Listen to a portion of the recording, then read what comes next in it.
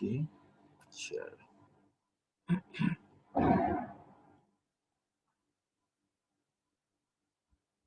আচ্ছা দেখো, আমরা তাহলে এখন যেটা শুরু করব সেটা হচ্ছে এই যে দেখো, renewable energy technology solar thermal collector.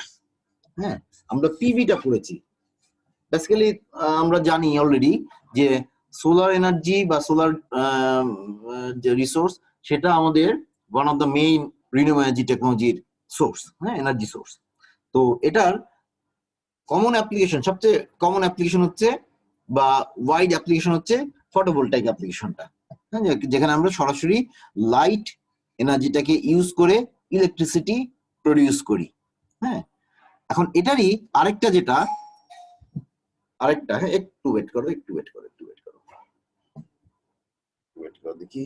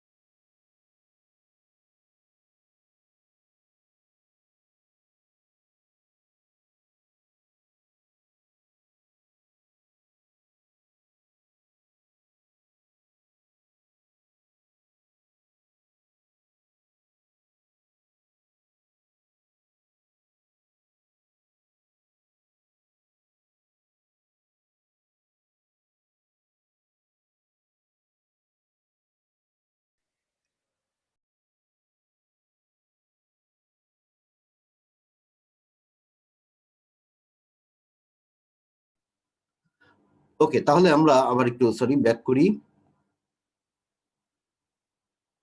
এই যে এখানে ছিলাম। তাহলে যেটা বলছিলাম যে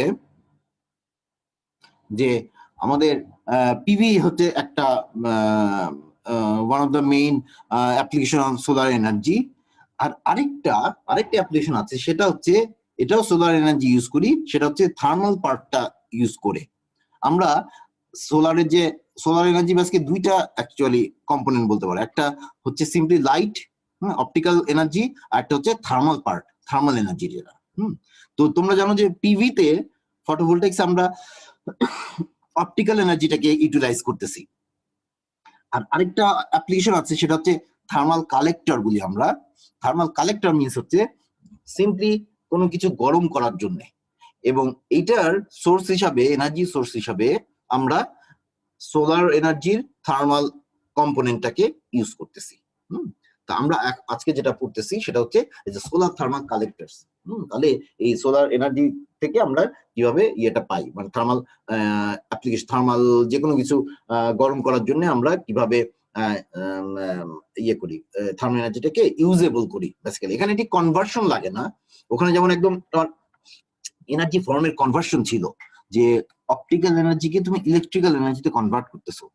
এইখানে ঠিক কনভার্সন লাগবে না, অলরেডি হিট আছে, থার্মাল এনার্জি আছে, সেটাকে তুমি ইউজেবল অবস্থায় নিয়ে আসতেছো, হ্যাঁ, আমাদের সুবিধা মতো, মানে কনভিনিয়েন্ট ওয়েতে, বুঝছো?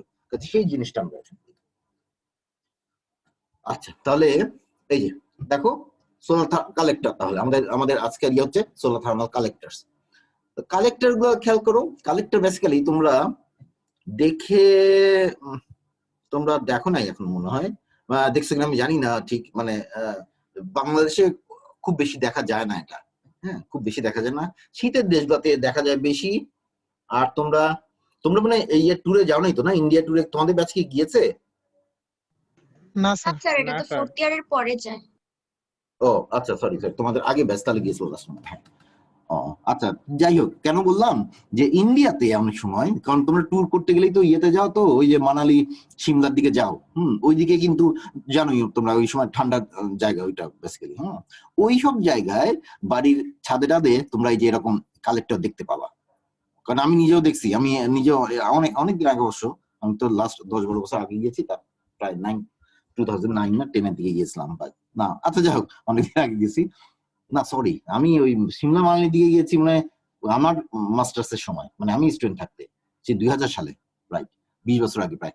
সো যাই হোক, তো ওদের ইন্ডিয়াতে এটার অ্যাপ্লিকেশন আবার আছে, কারণ ওদের যে কিছু এরিয়া তোমার ওই যে বেশ ঠান্ডা, তো কাজে এটা লো কস্ট একটা ভালো কি বলবো থার্মাল সিস্টেম।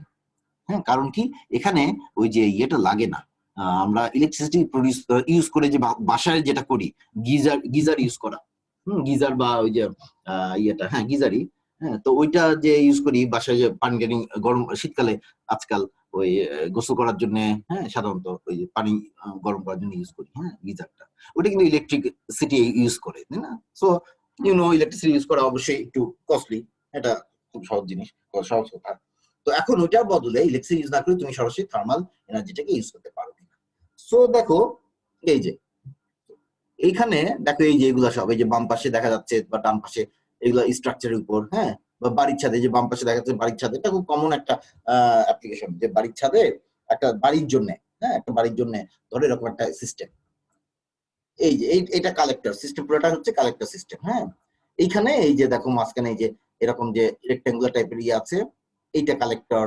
তারপরে এই যে এখানে এই ডান পাশে যে অনেকগুলা যে প্লেটের মতো প্যানেলের মতো দেখা যাচ্ছে, কিন্তু এগুলা কিন্তু সোলার প্যানেল না, হ্যাঁ এগুলা হচ্ছে সোলার কালেক্টর, থার্মাল কালেক্টর। কাজে এইগুলা কি করবে, এগুলা তোমার ওই হিটটাকে বা থার্মাল এনার্জিটাকে অ্যাবজর্ব করে, এটাকে জাস্ট এটা দিয়ে আমাদের কমন অ্যাপ্লিকেশন হচ্ছে পানি গরম করা, ওয়াটার হিটিং। হ্যাঁ, কারণ ওয়াটার হিটিং সবচেয়ে বেশি দরকার হয়, তাই না?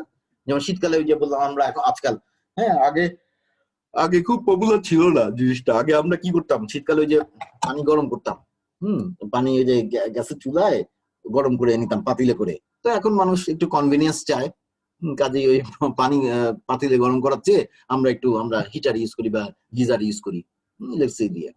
সো ওইটার বদলে তাহলে তুমি যদি এখন ওইটা যেটাই বলো না কেন, তুমি গ্যাস ইউজ করো, গ্যাসটাকে কিন্তু আমরা খুব একটা আসলে আগে আমরা যেমন আমরা, হ্যাঁ আমরা ছোট ছিলাম যখন, হ্যাঁ তখন কিন্তু এটা খুব কমন জিনিস, তখন আমরা হিটারের কথা চিন্তা করতাম না। হ্যাঁ, শহরেও আমরা হিটার কিনতে হবে, ওইটা ওইভাবে ঠিক অ্যাভেলেবল ছিল না অত।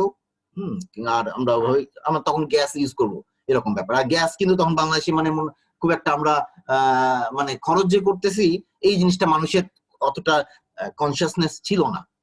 এখন যেটা আসছে যে দাম টাম বাড়ছে, সেজন্য আমরা বা যে ইয়েতে মানে সবসময় গ্যাস থাকেও না অনেক সময়, কাজে আমরা ক্রাইসিসটা বুঝতে পারি এখন। হ্যাঁ, ওই সময় কিন্তু তা ছিল না। মানে যেমন ধরো আমি যখন স্কুলে পড়তাম, হ্যাঁ যেমন ধরো 80s এর দিকে, হ্যাঁ তখন কিন্তু ঢাকায় এরকম ইয়ে ছিল না, মানে এত মানুষ ছিল না, কিছু না, কাজে আরামে গ্যাস যে যাচ্ছে তোমার, হ্যাঁ তখন ওইগুলা কেউ চিন্তা করতো না।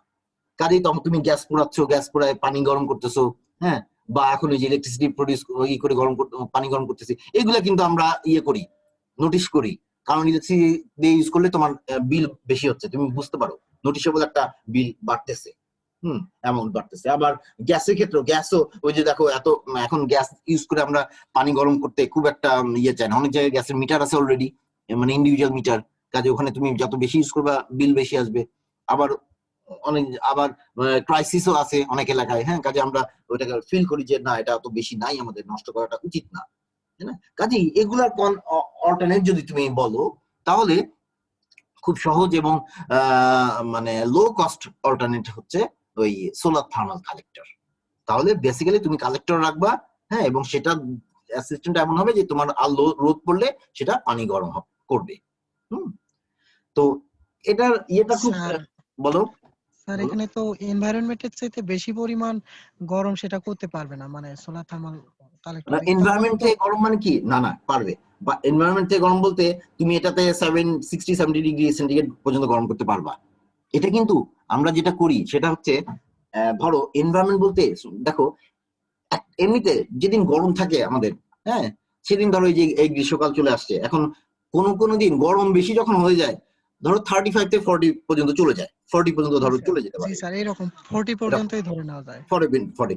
এখন খেয়াল করো এই 40 টেম্পারেচার ডিগ্রি সেন্টিগ্রেড টেম্পারেচারটা তুমি পাচ্ছ হলো অ্যাম্বিয়েন্ট টেম্পারেচার, যেখানে বাতাসের ফ্লো আছে। এখন যখন বাতাসের ফ্লো থাকে এক জায়গায় বা বাতাস আছে, সেইখানে টেম্পারেচার, আর তুমি ওই একই জিনিস তুমি ইয়েতে রেখে দাও, একটা লোহার পাত, হ্যাঁ একটু কালো কালার, মানে খুব শাইনি রাখো না, শাইনি রাখলে তো এটা হিট অ্যাবজর্ব করে কম, একটু যদি ইয়ে করো রাখো কালো টাইপের বা কিছু, হ্যাঁ ডার্ক কালারের কোনো লোহার একটা শীট রেখে দাও, দেখবে গরম হয়ে যায়। কেন, তোমার টিনের চালই দেখো, টিনের চাল যদি কেউ দেখে থাকো ইয়েতে মানে হাত দিয়ে, গরম হয় না নর্মালি, অ্যাম্বিয়েন্টের থেকে, মানে রোদের জি নিচে, স্যার, জি দেখছো স্যার, না অনেক গরম হয়। অনেক গরম হয়। এটা ব্যাপার যে তুমি কিন্তু মানে হিটটাকে আমাদের অ্যাম্বিয়েন্ট বা এনভায়রনমেন্টে হিটের যে অ্যাবজর্পশনটা সেটা কিন্তু ডিস্ট্রিবিউটেড হয়ে যায়। আর যখন তুমি একটা স্পেসিফিক অবজেক্টের কথা বলবা, জুনেরা মামা ইয়েকে বলো,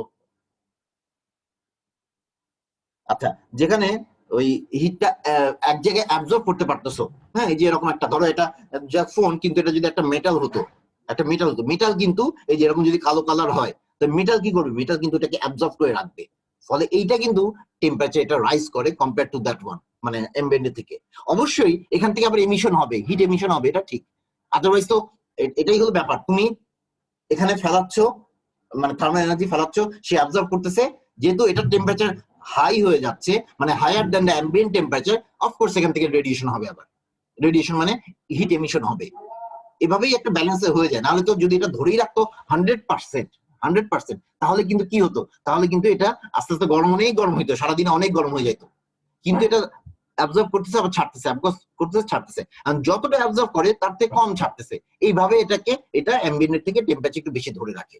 বাট ওই যে বিকাল নাগাদ, বিকালের দিকে যখন তোমার আবার থার্মাল এনার্জিটা কমে যাবে, তখন ইনপুট আবার কমে আসতেছে, তখন দেখবা আস্তে আস্তে এটা ব্যালেন্স হয়ে যায়। সন্ধ্যার দিকে এটা দেখবা ঠান্ডা হয়ে গেছে, মানে অ্যাম্বিয়েন্টের সমান হয়ে গেছে। এরকম ব্যাপার। কাজেই আমরা এখান এইটা দিয়ে, আর এই আরেকটা জিনিস যে আমরা দেখবা যে একটু এটাকে স্ট্রাকচারালি একটু বেটার করব, বুঝছো, এই স্ট্রাকচারালি একটু দেখবো যে বেটার হয়। কাজেই আমরা এখানে 60 to 70 ডিগ্রি সেন্টিগ্রেড তুমি গরম করতে পারো। কাজেই ওইটা তোমার যদি যে আমাদের, তুমি যদি গরম পানির অ্যাপ্লিকেশন দেখো, হট ওয়াটার অ্যাপ্লিকেশন, যেমন এই যে গোসল করা, হ্যাঁ, বা ওই বাসার কাজে, সাধারণত এগুলো অ্যাপ্লিকেশন কোথায়, বেশিরভাগ হচ্ছে বাসা বা অফিসের মধ্যে, হ্যাঁ, বিশেষ করে বাসায় যে গোসল করাটা একটা ইম্পর্টেন্ট ইস্যু। আমাদের মতো, আমাদেরও শীতকালে, এখন গরমকালে লাগবে না, বাট শীতকালে এবং শীত প্রধান দেশে ওদের তো বুঝতেইছো, ওদের ওই ঠান্ডা নর্মাল ন্যাচারাল যে ওয়াটার, সেটা তুমি ইয়ে করতে পারবে না, ইউজ করতে পারবে না ও ইয়েতে। কাজে ওইসব জায়গায় এই 60 to 70 ডিগ্রি যথেষ্ট টেম্পারেচার। হ্যাঁ, এই গরমটাই যথেষ্ট আমার ইয়ে করার জন্য, ওয়ার্ম ওয়াটার হিসাবে বা হট ওয়াটার হিসাবে। আমার তো 100 ডিগ্রি উঠানোর দরকার নাই আর কি। কাজে ওই হিসাবে এটা ভালো একটা অ্যাপ্লিকেশন আছে। এবং এটা, এবং অনেক জায়গায় শুধু ওয়াটার না, তোমার রুম হিটিং এর জন্যও, রুম হিটিং এর কেমন, তুমি যদি ওই হিটটাকে যদি কোনোভাবে ইয়ে করতে, ওই যে মানে ইয়েটা, ওই পানি বা গরম পানি মাধ্যমে হিটটাকে নিয়ে এসে ঘরের চারপাশ দিয়ে তুমি যদি পাইপিং করে হিটটাকে ঘরের মধ্যে ঢুকাতে পারো, তাহলেও কিন্তু তোমার ওইটা ইয়েতে হবে, মানে মানে রুম হিটিং এর জন্য কাজ করবে। তবে খুব মানে লো কস্ট এবং সিম্পল অ্যাপ্লিকেশন হিসাবে আমরা সোলার থার্মাল কালেক্টর, পানি গরম করার জন্য এটা বেশি ইউজ করি। আচ্ছা, তাহলে দেখো আমরা একটু ভিতরের দিকে যাই। দেখো, তাহলে এখানে আমার যেটা দরকার, ওই যে বললাম আমাদের কিছু চেঞ্জ, একটু কিছু ইয়ে লাগবে, কি বলবো, ইঞ্জিনিয়ারিং লাগবে এর মধ্যে তোমার অবশ্যই। হ্যাঁ, যেমন এই যে দেখো একটা কথা আছে এখানে, সিলেক্টিভ সারফেস। সিলেক্টিভ সারফেস তার মানে সারফেস, আমার একটা সারফেস লাগবে। সারফেস লাগবে কেন, যে সারফেসের উপর, এই যে সারফেস, হ্যাঁ, এই সারফেসের উপর তোমার হিটটাকে অ্যাবজর্ব করাতে হবে বা থার্মাল এনার্জিকে অ্যাবজর্ব করাতে হবে। So I need a good surface. এখন what is good surface? Good surface means সেটা থার্মাল এনার্জি অ্যাবজর্ব করবে বেশি, হ্যাঁ, এবং এই এটা আবার সাথে সাথে ইয়েতে ছেড়ে দিবে না, কিসে, ওই কি বলে এটাকে, এনভায়রনমেন্টে ছেড়ে দিবে না পুরোপুরি। হ্যাঁ, যদি যেমন দেখো, খুব একটা সারফেস খুব গরম হলো, হ্যাঁ, খুব, তার মানে খুব ভালো থার্মাল এনার্জি, ভালোভাবে থার্মাল এনার্জি অ্যাবজর্ব করলো। বাট এটা যদি আবার একটু পরে 100%, হ্যাঁ, 100% যদি আবার এনার্জিটা রিলিজ করে দেয়, তাহলে কিন্তু তোমার খুব বেশি কাজে লাগবে না। তো তোমার দরকার কি, হ্যাঁ, যতটা অ্যাবজর্ব করলো হয়তো তার ধরো 30% ছেড়ে দিল পরে, একটু পরে, তার মানে কি 70% তুমি কোনো কাজে ইউজ করতে পারলা। এটা হচ্ছে ব্যাপার। তাহলে তোমাকে সারফেস ওভাবে একটু কনসিডার করতে হবে যে সারফেসটা তাহলে কেমন হওয়া দরকার। তাহলে আমরা এভাবে সারফেস ট্রিটমেন্ট সেজন্য করি যে আমার কি ধরনের সারফেস ভালো হয়। আমি অনেক সময় আমরা সিম্পলি ব্ল্যাক পেইন্ট ইউজ করি। ব্ল্যাক, তোমরা জানো যে অলরেডি যে ব্ল্যাক সারফেসটা ভালো হিট অ্যাবজর্ভার, আবার হিট রেডিয়েটরও। এটা কিন্তু আবার যেটা ভালো অ্যাবজর্ভার সে কিন্তু আবার ভালো রেডিয়েটরও, মানে রেডিয়েশনও করে বা এমিশনও করে ভালো। কাজে এটা তোমাকে খেয়াল রাখতে হবে, যে কোনোভাবে তুমি হিটটা নেওয়ার পরে আবার যাতে আটকে রাখতে পারো, এটা একটা ব্যাপার। আচ্ছা, তাহলে যেটা ব্যাপার, তাহলে দেখো খেয়াল করো, তুমি হিট নিচ্ছ, এনার্জি নিচ্ছ, এনার্জি আবার কম দিচ্ছ, কম ছাড়তেছো, যাতে বেশি এনার্জি তুমি ইউজ করতে পারো ইন্টারনালি অন্য কোনো কাজে। যেমন অন্য কোনো কাজ কি, আমাদের এখানে অন্য কোনো কাজ হচ্ছে ওয়াটার হিট করা, হট ওয়াটার প্রডিউস করা, হ্যাঁ, নর্মাল ওয়াটারকে হট ওয়াটার করা, তার মানে গরম করা, কাজে ওখানে তুমি এনার্জিটা ইউজ করতেছো। তাহলে তোমার দরকার তুমি যেই স্পেকট্রামে, তাহলে আমি দেখো এখানে খেয়াল করো, আমার স্পেকট্রাম আছে, হ্যাঁ, সান স্পেকট্রাম, ধরো এই যে বিভিন্ন এই যে এই অংশটা, জানো এই যে ছোট অংশটা হচ্ছে আমাদের ভিজিবল লাইট, যেটা সোলার এনার্জি একটা বড় পার্ট। এছাড়া ইনফ্রারেড আছে, এদিকে আলট্রাভায়োলেট আছে, হ্যাঁ, এগুলো তো আছে। তো আমরা বেশি কি অ্যাবজর্ব করি, আমাদের তাহলে এমন সারফেস দরকার যে সারফেস কি করে এই ভিজিবল লাইট অ্যাবজর্ব করবে। তাহলে ভিজিবল লাইটের মধ্যে যে এনার্জিটা আছে, থার্মাল এনার্জি, সেটা অ্যাবজর্ব করতেছে, এবং তারপরে তো সে রেডিয়েট করে দিবে। রেডিয়েট করবে হচ্ছে হায়ার ওয়েভলেংথের দিকে। খেয়াল করো, হায়ার ওয়েভলেংথের দিকে, হায়ার ওয়েভলেংথের দিকে, তার মানে ইনফ্রারেড রিজনে। সে তাহলে 400 থেকে 700 ন্যানোমিটার, এটা হচ্ছে ভিজিবল লাইটের রেঞ্জ, এই রেঞ্জে অ্যাবজর্ব করলো। আর ছাড়তেছে হচ্ছে এই যে 700 ন্যানোমিটার থেকে ধরো 1 মাইক্রন, হ্যাঁ, বা 1000 ন্যানোমিটার, মোটামুটি এটা ইনফ্রারেড রিজন আর কি, ধরো মোটামুটি। তো ইনফ্রারেড রিজনে এইটার আমার ইয়েটা কি, ওই কি বলে, ভিজিবল অ্যাবজর্ব করে রিলিজ করবে, এমিশন করবে ইনফ্রারেডে। এটা আমার বেনিফিট কি, খেয়াল করো, তুমি যেই ওয়েভলেংথে রেডিয়েশন নিচ্ছ তার থেকে হায়ার ওয়েভলেংথে রেডিয়েশন ছেড়ে দিচ্ছ। তার মানে হচ্ছে এনার্জির কনসেপ্টে দেখো, আমি তো ওয়েভলেংথ বললাম, আমরা যেহেতু কি বলে এটাকে স্পেকট্রাম হিসেবে দেখাচ্ছি, তো সেজন্য ওয়েভলেংথ হিসেবে বলতেছি। বাট তুমি যদি এনার্জিতে চলে যাও, এনার্জি কি ওয়েভলেংথের সাথে ইনভার্সলি প্রপোর্শনাল, তাই না? ইনভার্সলি, তার মানে হচ্ছে ওই তোমার এনার্জি আর ওই যে ফ্রিকোয়েন্সি আর কি। আমরা তো জানি photon energy equals H new, তো নিউ হচ্ছে সি বাই ল্যামডা, তাই না? তাহলে সি বাই ল্যামডা যদি হয়, তাহলে নিউ আর ল্যামডা হচ্ছে ইনভার্স, তাই না? তাহলে তোমার ওয়েভলেংথ বাড়তেছে, তার মানে কি তোমার আসলে এনার্জি কমতেছে। তার মানে এই যে ফ্রিকোয়েন্সি কমতেছে, তার মানে এনার্জি কমতেছে। তাহলে তুমি যেই এনার্জি, তাহলে তুমি আসলে ভিজিবল রেঞ্জের এনার্জিতে এই এনার্জি অ্যাবজর্ব করতেছো, আর উপরের দিকে ওয়েভলেংথ বেশি, ইনফ্রারেড ওয়েভলেংথ বেশি, বাট এনার্জি কম। তার মানে তুমি যে এনার্জি অ্যাবজর্ব করছো তার থেকে কম এনার্জি রিলিজ করছো। সো গুড, এটা ভালো। এটা ভালো কেন? তাহলে আমার যে এই এনার্জি ডিফারেন্স যেটা, সেটা তার মানে আমি ইন্টারনালি ইউজ করেছি কিসে, এই যে ওয়াটার হিট করতে। কাজে এই ধরনের আমার সিলেক্টিভ সারফেস এরকম দরকার, যে সারফেস গুলা ভালো visible energy, visible light absorb করে এবং ইনফ্রারেড রিজনে সেটাকে রিলিজ করে। তাহলে আমি এটার একটা বড় অংশ আমি ইউজ করতে পারবো। এটা হচ্ছে সিলেক্টিভ সারফেসের কন্ডিশন, হ্যাঁ, বা আমরা ক্যারেক্টারিস্টিক্স বলতে পারি। আচ্ছা, এখন এর মধ্যে আমি বলে রাখি যে এই জিনিসটাই আমরা যে ইয়েতে গ্রিন হাউস ইফেক্টটা তোমরা জানো তো না? গ্রিন হাউস ইফেক্ট আমরা যে ইউজ করি, মানে আমরা আমাদের দেশে ইউজ করি না তেমন একটা, কিন্তু বাইরে যেটা ইউজ করে জানো কেউ? জানো, তাই না? গুড। ওই যে ওখানে কি করে, ওখানে কিন্তু এই ধরনের ব্যাপারই কেন ওই যে আটকে রাখতে পারে, কারণ যখন অলরেডি অ্যাবজর্ব করলো, অ্যাবজর্ব করার পরে যখন এনার্জি আবার রিলিজ করে, সেটা লোয়ার এনার্জি রিলিজ করে বা হায়ার ওয়েভলেংথে ইউজ করে, রিলিজ করে। কাজে ওইটা আর তোমার ওই ট্র্যাপড হয়ে যায়। তুমি যে ওখানে একটা ইয়ে দিবা, কি বলে এটাকে, মানে সারাউন্ডিংস দিবা, কাচের ঘর বলতে পারো, রাইট, কাচের ঘর বলতে পারো, বা প্লাস্টিকের, আজকাল প্লাস্টিক ইউজ করে, হ্যাঁ, ইভেন পলিথিন দিয়েও তুমি করতে পারো অনেক সময়। কাজে এগুলা করলে হয় কি, তখন ওখান থেকে আবার মানে ভিতরে চলে যাবে ওই transparent or semi transparent path দিয়ে, সারফেসের মধ্যে দিয়ে ভিতরে চলে যাবে লাইট, বেশ, যেহেতু তার এনার্জি হাই আছে। বাট ভিতরে গিয়ে বিভিন্ন জায়গায় অ্যাবজর্ব হবে, সারফেসে এবং আদার জায়গায় অ্যাবজর্ব হবে। অ্যাবজর্ব হওয়ার পরে আবার যখন রিলিজ করবে, তখন ইনফ্রারেড রিজনে রিলিজ করে, এবং ইনফ্রারেডটা হচ্ছে লোয়ার এনার্জি। কাজে ওই লোয়ার এনার্জি নিয়ে আবার সে পেনিট্রেট করে ওই একই সারফেস পেনিট্রেট করে বের হতে পারে না। সেক্ষেত্রে তোমার কি ওই হিটটা তখন আমরা বলি ট্র্যাপড হয়ে গেছে ইনসাইড দ্য গ্রিন হাউস। কিন্তু কিভাবে এটা হয়, মানে সেখানে লোয়ার এনার্জিতে ওটা মানে হায়ার ওয়েভলেন্থে কিভাবে ইমিট করে? আচ্ছা, হায়ার ওয়েভলেংথে এমিট করে কেন? আসলে কি, আমাদের চারপাশে, হ্যাঁ, সারফেসে এনিথিং সবকিছুই কিন্তু দিনের বেলা হিট রিলিজ করে, এমিট করে। কারণ কি, দিনের বেলা সবাই হিট অ্যাবজর্ব করতেছে, সেটা মাটি হইতে পারে, গাছ হইতে পারে, পাথর হইতে পারে, বিল্ডিং হইতে পারে, যে কোনো কিছু, হ্যাঁ। এই যে হিট, এখন ভিতরে যখন হিট এনার্জিটা যাচ্ছে তখন কিন্তু কিছুটা সে খরচ করতেছে। কিভাবে খরচ করতেছে? বিভিন্ন ম্যাটেরিয়াল বিভিন্ন ভাবে। হ্যাঁ, কেউ ওই যদি ওই যে যেমন খুব কমন জিনিস হচ্ছে ভিতরে অ্যাটমিক স্ট্রাকচার আছে সবারই, তাই না? তো ওই অ্যাটমিক স্ট্রাকচারে তোমার কি হয়, তোমার ওই যখন আলো পড়তেছে বা হিট এনার্জিটা আসতেছে সে তখন অসিলেট করে বা ভিতরে এনার্জিটাকে অ্যাবজর্ব করে এটাকে ইউজ করে। তা কিছুটা যখন সে অসিলেশনের জন্য ইউজ হলো, এরপরে অসিলেশন ইউজ করার পরে যে ছেড়ে দিল, একটু হয়তো সবাই ছেড়ে দেয়, আমরা জানি যে কোনো ম্যাটেরিয়াল কিন্তু তোমার হিট বা যে কোনো এনার্জি, এক্সট্রা এনার্জি যখনই তুমি এর উপর দিবা একটা সার্টেন টাইম পরে সে আবার ওটাকে রিলিজ করে দেয়। বাট কতটুকু রিলিজ করতে পারবে সেটা ডিপেন্ড করে তার কতটুকু বাকি আছে, যেটা সে নিল তার থেকে কতটুকু ইউজ করলো এবং বাকিটুকু ছেড়ে দিল।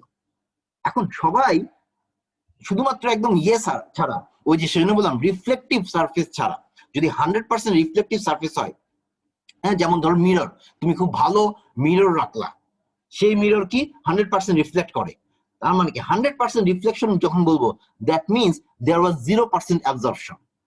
কাজে যখন অ্যাবজর্পশন হচ্ছে না তখন কিন্তু ওই একই ওয়েভলেংথে সেটা ছেড়ে দিবে। হ্যাঁ, এটা ধরো আমার এই ধরো চকচকে একটা সারফেস, হ্যাঁ, ধরো আমি এটাকে 100% রিফ্লেক্টিভ সারফেস বলতেছি, তো এর উপর আলো পড়লো, পড়ে রিফ্লেক্ট করলো, এই সময় কিন্তু আমার এই ম্যাটেরিয়ালটা কোনো এনার্জি অ্যাবজর্ব করে নেই, কাজে যেই ওয়েভলেংথে সে পড়বে সেই ওয়েভলেংথে রিলিজ করে দিবে। বাট ধরো এই সাইডে আমার একটু ব্ল্যাক টাইপের সারফেস আছে, হ্যাঁ, ধরলাম এটা অ্যাবজর্ব করে, হ্যাঁ, এটা যদিও গ্লাস কম অ্যাবজর্ব করে, বাট ধরো হ্যাঁ যে এটা ধরো মেটাল সারফেস একটা, তো এটার মধ্যে যখন আলো পড়লো, এই আলোটা বেসিক্যালি এনার্জি, ফোটন এনার্জি, আসলে ফোটন এনার্জিটা ভিতরে ঢুকলো, পেনিট্রেট হলো, অ্যাবজর্ব হলো, অ্যাবজর্ব হয়ে এই ম্যাটেরিয়ালের ভিতরে অ্যাটমিক স্ট্রাকচার আছে বা অ্যাটম আছে, এটা নট নেসেসারি ক্রিস্টাল হইতে হবে তেমন না, কিন্তু যে কোনো ম্যাটেরিয়ালের একটা স্ট্রাকচার আছে, তার ভিতরে তো তোমার যে কোনো জিনিসের কি আছে দেখো, এই পাথর বলো, মাটি বলো, হোয়াট এভার ইট ইজ, তার মধ্যে কিন্তু ওই অ্যাটম আছে, ক্যালসিয়াম আছে, ম্যাগনেসিয়াম আছে, জিঙ্ক আছে, হোয়াট এভার ইট ইজ, হ্যাঁ, কার্বন আছে, কাজে এগুলা কিন্তু সব অ্যাটম আছে ভিতরে। কাজে এই অ্যাটম কি করবে, কিছুটা হলেও ওই এনার্জি অ্যাবজর্ব করবে, সে কিন্তু কিছুটা শেক করবে বা অসিলেট করবে, করলে কি তার এখন কেন করবে সে, that means it is absorbing some energy, কিছু এনার্জি ইউজ করতেছে, ইউজ করার পরে একটু পরে তারা কিন্তু রেস্ট কন্ডিশন একটা চলে আসে, যে তারপরে এটা ছেড়ে দিবে, এটা এক্সট্রা এনার্জি ছেড়ে দিয়ে সে আবার আগের অবস্থায় চলে যাবে, স্টেবল অবস্থায় চলে যাবে।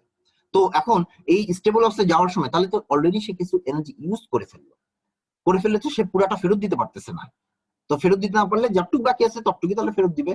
এখন যখন সে লোয়ার এনার্জি রেঞ্জে ছাড়তেছে, লোয়ার এনার্জি মানে হচ্ছে তখন যে এনার্জি বের হচ্ছে সেটা কিন্তু এনার্জি লো, তার মানে তার ফ্রিকোয়েন্সি নিউ হচ্ছে লোয়ার, নিউ লোয়ার হওয়া মানে ওয়েভলেংথ হায়ার। তাহলে ওয়েভলেংথ হায়ার মানে আমি যদি ভিজিবল এনার্জি নিয়ে থাকি, লাইটের এনার্জি, তার মানে হায়ার ওয়েভলেংথে সে তখন রিলিজ করবে, কারণ ওইটা অলরেডি কিছুটা অ্যাবজর্ব করার পরে এনার্জি কমে আসছে, তার মানে ওয়েভলেংথ বেড়ে গেছে, সেই জন্য এই যে ডান সাইডে ইনফ্রারেড রিজন, ধরো ইনফ্রারেড রিজনে সে রিলিজ করে দিবে। এবং সেই কারণে দেখবা রাত্রেবেলা, ওই যে রাত্রেবেলা থার্মাল ইয়েরা ইউজ করে, যুদ্ধের সময় সোলজাররা ইউজ করে, ওই যে থার্মাল ইয়ে করে না, আমরা সবাই কিন্তু দেখবা কিছু হিট রিলিজ করি, এই হিট কিন্তু আমরা ভিজিবল এনার্জিতে ছাড়ি না, দেখবা সবাই কিছু রিলিজ করে হিট।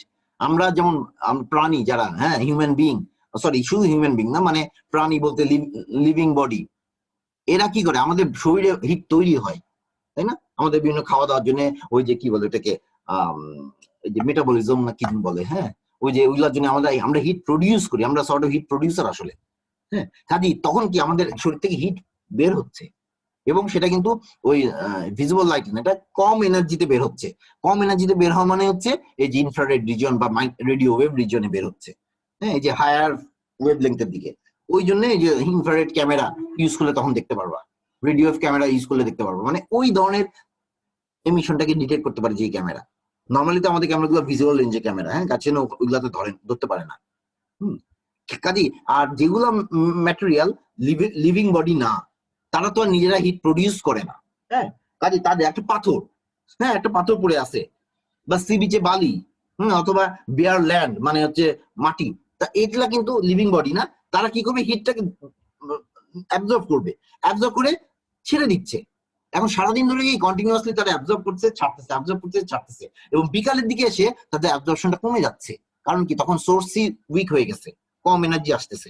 এবং আস্তে আস্তে সন্ধ্যার দিকে এসে আর তারা অ্যাবজর্ব করতেছে, মানে পারতেছে না অ্যাবজর্ব করতে। কারণ কি, তখন তারা অলরেডি সোর্সটা চলে গেছে, সূর্য চলে গেছে। তখন কি কিন্তু পুরাটা তারা ছেড়ে দিতে পারেনি, স্টিল গরম আছে।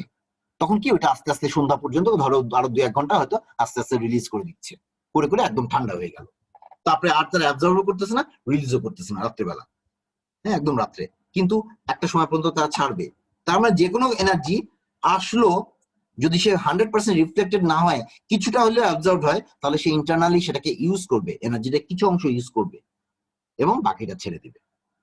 হ্যাঁ, এই বাকিটা ছাড়তে গিয়ে যেহেতু এনার্জি কমে যায়, সেজন্য তার ওয়েভলেংথ বেড়ে যায়, সেই জন্য সে হায়ার ওয়েভলেংথের দিকে রিলিজ করে। এই প্রিন্সিপালটাই ওই ইয়েতে খাটায়, তোমার গ্রিন হাউস ইফেক্ট, গ্রিন হাউসের জন্য ইউজ করে।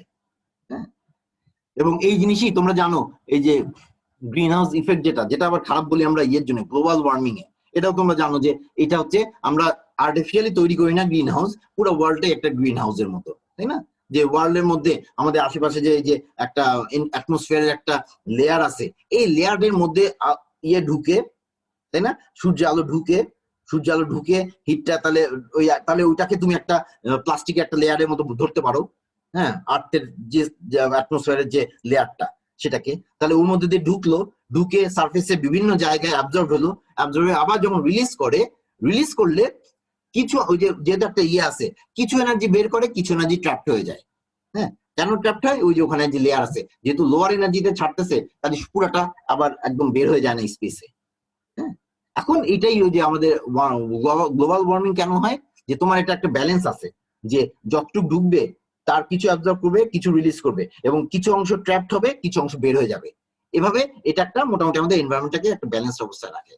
কিন্তু যখন ওই যে তুমি এই যে গ্যাস বেশি রিলিজ করতেছো, গ্রিন হাউস গ্যাস গুলা, carbon monoxide, carbon dioxide, CFC, nitrous oxide, এগুলো বিভিন্ন গ্যাস আছে যেগুলো, কারণ এগুলা কি করে, এগুলো যখন গিয়ে আমার বেশি হয়ে যায় অ্যাটমসফিয়ারে, তখন এরা কি এই লেয়ারটাকে আরো স্ট্রং করে ফেলে।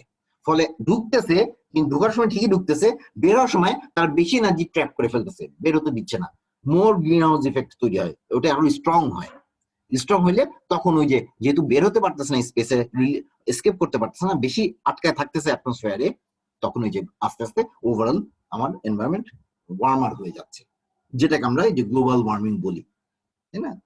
কাজে ওইটা হলো খারাপ, ওইটা আমাদের খারাপ। কিন্তু আমরা যখন গ্রিন হাউস ইউজ করি শীতের দেশে, সেটা আবার ভালো আমাদের জন্য। অ্যাপ্লিকেশন ইফেক্ট একই, ঘটনা কিন্তু ওই একই, তুমি নিবা এনার্জি, আবার লোয়ার এনার্জিতে রিলিজ করে দিবা, বা হায়ার ওয়েভলেংথে রিলিজ করে দিবা, এখানেও একই ব্যাপার হয়। এটা খুব বেশি আলাদা কিছু না। হ্যাঁ, কাজে আমাকে আমরা যদি সারফেসের এনার্জিটা বেশি ইউজ করতে পারি, তাহলে কি এটা ইনফ্রারেড রে থেকে রেডিও ওয়েভের দিকেও যেতে পারে? যেতে পারে, অবশ্যই অবশ্যই। এটা তোমার ডিপেন্ড করবে তুমি হ্যাঁ কতটা রিলিজ করতেছো, সেটা ওই যে তুমি ইনফ্রারেড রিলিজ করবে নাকি রেডিও ওয়েভের দিকে রিলিজ করবে, রাইট, যেতে পারে। এনার্জি তোমার কমবে, সোজা কথা। এখন তোমার কতটা কমলো তার উপর ডিপেন্ড করবে তোমার ওয়েভলেংথ শিফটিংটা কতটা রাইট সাইডে যাচ্ছে, এটা কি ইনফ্রারেডের মধ্যে থাকতেছে নাকি আরো রেডিও ওয়েভের দিকে চলে যাচ্ছে।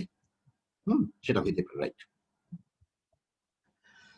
আচ্ছা, তাহলে দেখো নেক্সট কি আছে আমাদের। আচ্ছা, এখন তাহলে নেক্সট একটু টেকনিক সম্বন্ধে আমরা বলতে যাচ্ছি, যে আমরা তাহলে আমার সারফেসটাকে এই যে বললাম যে একটু তোমার মতো করে একটু ঠিক মানে তৈরি করে নিতে হবে।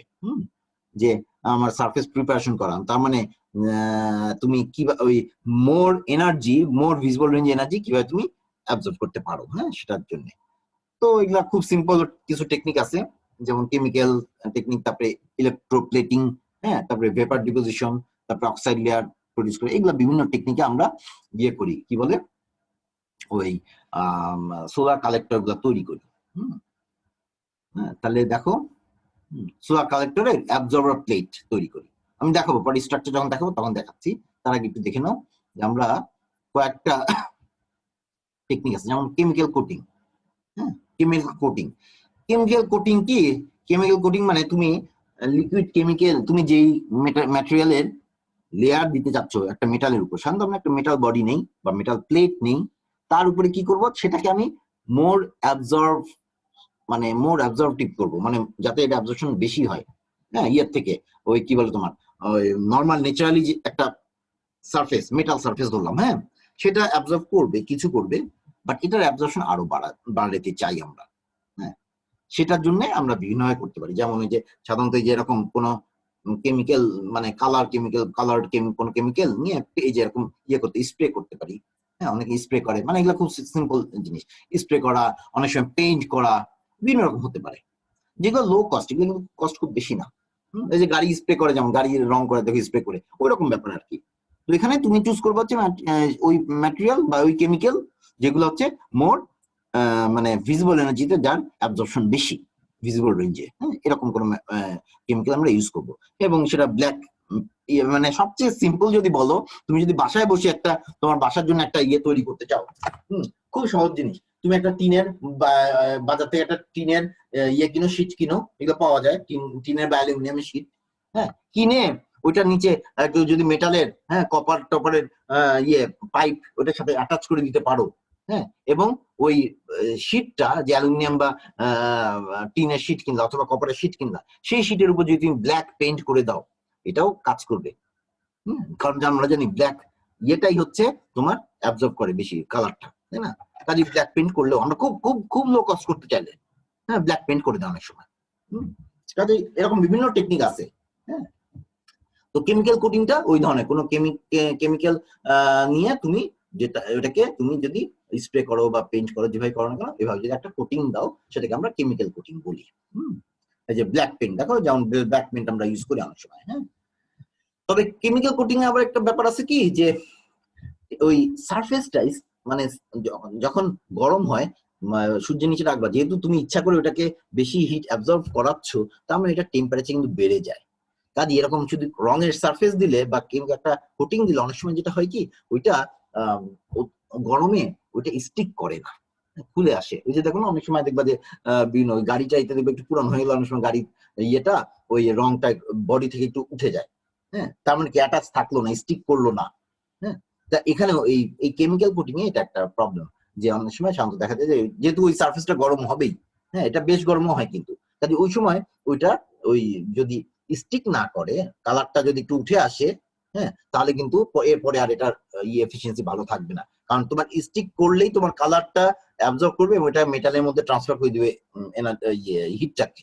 যদি এটা আলাদা হয়ে যায়, সরে যায়, তাহলে কিন্তু ওইটা ওই কন্ডাকশনটা ভালো হবে না, হিটের কন্ডাকশনটা ভালো হবে না।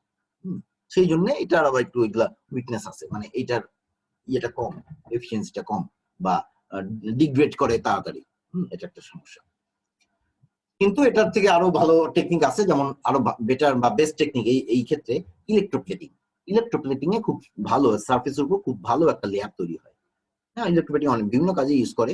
কাজে ইলেকট্রোপ্লেটিং এ তুমি ওই নিয়ে তুমি যে সলিউশন, যে কেমিক্যাল করতে চাও, কোট করতে চাও, সেই কেমিক্যালের সলিউশন নিয়ে যদি ইলেকট্রোপ্লেটিং করো সারফেসের উপর, তাহলে এটা খুব ভালো করে। এবং এখানে এই যে এগুলা তোমার ডিগ্রেডেশন সাধারণত এগুলা স্লো হয় একটু, হ্যাঁ, এবং এগুলা অতটা হয় না, মানে তোমার কি বলে কোয়ালিটি ডিগ্রেড করে না, এবং ভালো স্টিক করে সাথে তোমার সারফেসের সাথে। কাজে এই ইলেকট্রোপ্লেটিংটাই মোস্টলি ইউজ করা হয়, হ্যাঁ, এর জন্য কোনো এই সিলেক্টিভ সারফেস তৈরি করার জন্য। তারপরে আরো আছে যেমন ভেপার ডিপোজিটেড, ভেপার ডিপোজিশন করে, কিন্তু এটা খুব বেশি ইউজ করা। ভেপার ডিপোজিশন মানে যে তোমরা অনেক সময় আমরা সেমিকন্ডাক্টর ইউজ করি বিভিন্ন তৈরি করার জন্য, কোনো উপর ভেপার দিয়ে, মানে চেম্বারের মধ্যে কেমিক্যালটাকে ভেপারাইজ করে ভেপারটাকে এখানে করা, এটার উপর ফেলানো। এর উপর যদি তুমি আস্তে ভেপারাইজ করো, তাহলে এর উপরে এই সারফেস উপর একটা কোটিং পড়ে যাবে। এভাবে অনেক সময় করে, বাট একটু কম, এটাও খুব বেশি জন্য, কারণ এই সার্ফেস গুলোকে বড় বড় সার্ফেস আমরা ইউজ করি, এটা কিন্তু ছোট না, ডিভাইসের মধ্যে ছোট জিনিস না। তুমি একটা বড়, হ্যাঁ, ধরো 1/2 মিটার বাই 1 মিটার একটা প্যানেল বা একটা শীট নিলা, হ্যাঁ, সেটাকে তুমি ওই বানাবা, কালেক্টর বানাবা। কাজে বড় জিনিস তো, কাজে ওটার জন্য ওই ডিপোজিশন করার থেকে বরঞ্চ ইউনিফর্ম, কারণ ডিপোজিশন করলে ইউনিফর্ম ডিপোজিশন করতে হবে, তো ওটার থেকে বরঞ্চ ইলেকট্রোপ্লেট, এটাকে ডুবায় রেখে, একটা ড্রামের মধ্যে ডুবায় রেখে ওখানে ইলেকট্রোপ্লেটিং করাটা মাছ ইজিয়ার, এবং ইউনিফর্ম কোটিং পরে ওখানে ইলেকট্রোপ্লেটিং এ। কিন্তু ভেপার ডিপোজিশনে অত ভালো হয় না, কোয়ালিটি অত ভালো হয় না। তো সেটা একটা কারণ, এটা ইউজ করা যায়, বাট এটাও কম ইউজ করে। আরেকটা হচ্ছে অক্সিডেশন বা অক্সাইড কোটিং। এটা কিছুই না, ওই মরিচা পড়ার মতো ব্যাপার। হ্যাঁ, মেটাল ন্যাচারালি মরিচা পড়ে, তাই না, অক্সিডেশন হয়। তো এটা আসলে খুব সিম্পল জিনিস, এবং এটা প্রথম দিকের একদম প্রথম দিকে এই সোলার কালেক্টরের হিস্ট্রিতে প্রথম দিকে এইভাবে ইউজ করা হতো। কারণ যখন অক্সিডেশন হয় তখন মেটালটার অ্যাবজর্পশন বেড়ে যায় আসলে। বাট এইটা একটা ব্যাপার যে এটা তুমি কমার্শিয়াল ইউজ করতে গেলে আসলে এটা যেমন কন্ট্রোল করাটা ডিফিকাল্ট, কতটুক পর্যন্ত অক্সিডেশন লেয়ার তুমি মরিচা কতটুক করতে দিবা, তারপরে এটা আবার ডিগ্রেড করে, এটা উঠে যায় অনেক সময় ইয়ের থেকে, সার্ফেস থেকে। কাজে এটা যদিও ইনিশিয়ালি এটা একটা টেকনোলজি ছিল যেটা আমরা ইউজ করতাম, বাট এটা আসলে এখন আর ইউজ করা হয় না। সো এই চারটার মধ্যে যদি তুমি বলো তাহলে স্টিল ইলেকট্রোপ্লেটিংটাই সবচেয়ে বেশি ইউজ হয়, ইলেকট্রোপ্লেটিং, এবং নেক্সট হচ্ছে এই কেমিক্যাল কোটিং, যেটা তুমি স্প্রে করে একটা কেমিক্যাল ইয়ে করতেছো কোন একটা সারফেসের উপর দিচ্ছ। স্যার, বলো। সারফেসকে যদি অমসৃণ করা হয় তাহলে তো মেবি অ্যাবজর্পশন বৃদ্ধি পেত। সারফেসকে অমসৃণ করলে এখানে, হ্যাঁ অমসৃণ করলে যেটা সুবিধা হবে, তোমার যে রিফ্লেকশনটা কম হবে, হ্যাঁ রিফ্লেকশন কম হবে, সেটা সেই ক্ষেত্রে তোমার ইয়েটা কি বলে ওইটা একটু বাড়বে। এখন ঘটনা হচ্ছে কি, এইখানে আমরা এখানে কি প্র্যাকটিক্যালি কি নিব দেখো, যেমন আমরা যেমন সিলিকন সোলার সেলের কথা চিন্তা করো, যেখানে আমরা বলি যে সারফেস ইচ্ছা করে অমসৃণ করি আমরা, কেন? ওই সিলিকনের সারফেসের উপর থেকে যাতে রিফ্লেকশনটা কমে যায়।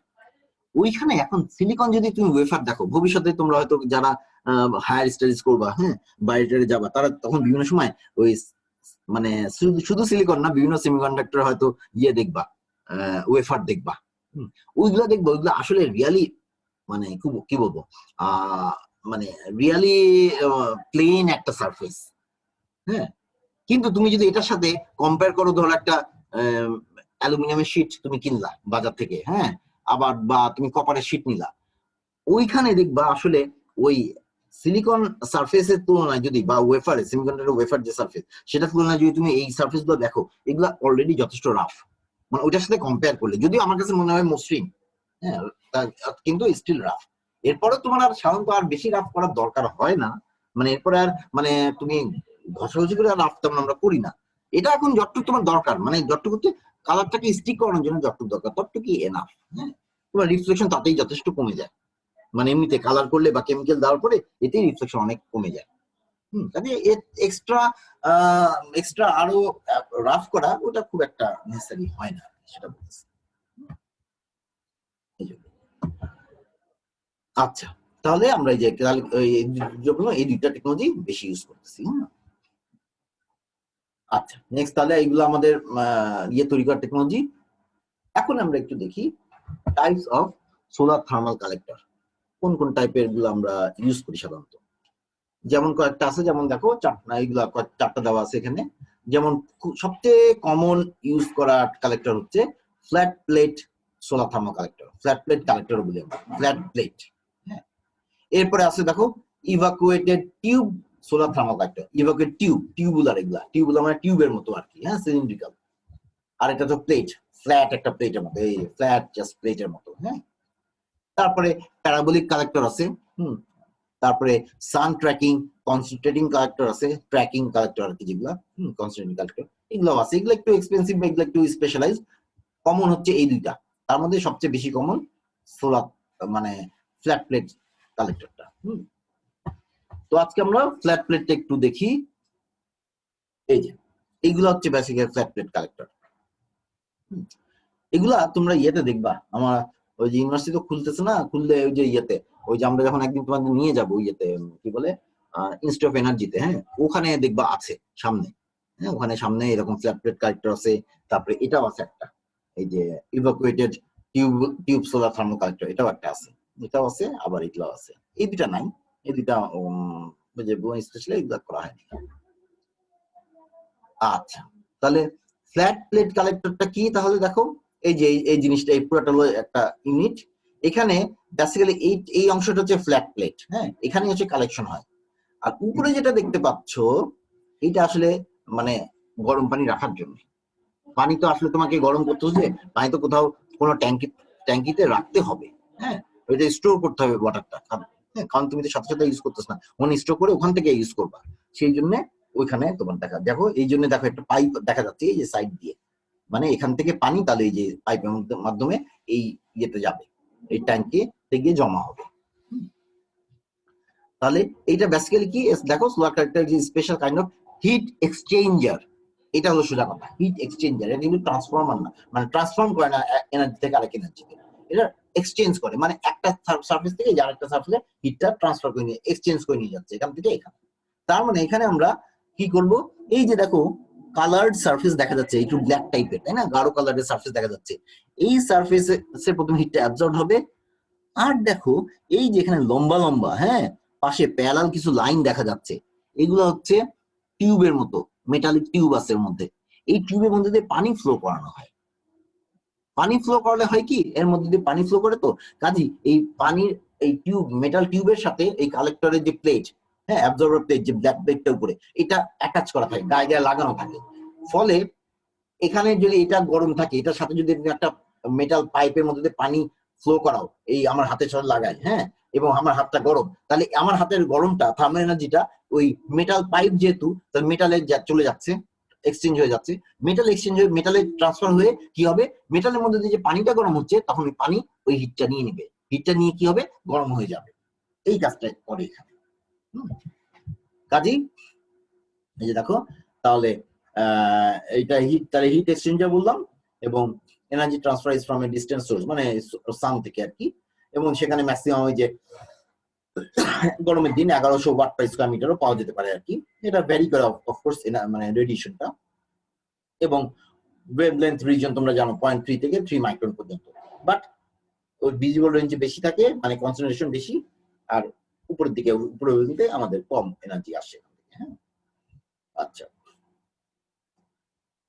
আচ্ছা, এখন এই জিনিসটাই, এই প্লেটটা আমরা একটু দেখি, এখানে দেখো, এই যে এখানে কি কি আছে খেয়াল করো, কোথায় ভালো করে দেখা যায় দেখি।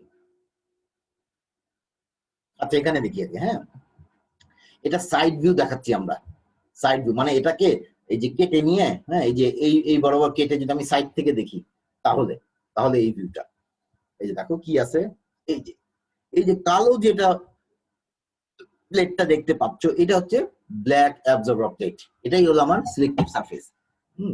এটাই তাহলে অ্যাবজর্বার প্লেট, এইখানে আমি সোলার রেডিয়েশনটাকে এখানে পড়তে দিতে চাচ্ছি।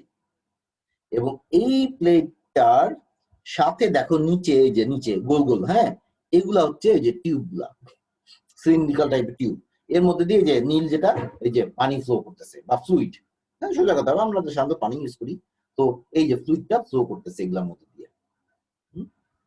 তাহলে রেডিয়েশন পড়লো, রেডিয়েশন পড়তেছে অ্যাবজর্বারের উপর, অ্যাবজর্বার গরম হয়ে গেল, এবং সেই গরমটা কোথায় চলে গেল, এই যে টাচ করার সাথে অ্যাটাচড টিউব আছে, মেটাল টিউব, এই মেটালিক টিউব গুলো গরম হচ্ছে, এবং তার ফলে এর মধ্যে দিয়ে পানি যে ফ্লো করছে, সেই পানিটা গরম হচ্ছে। তাহলে এই অংশটা হচ্ছে মেইন পার্ট।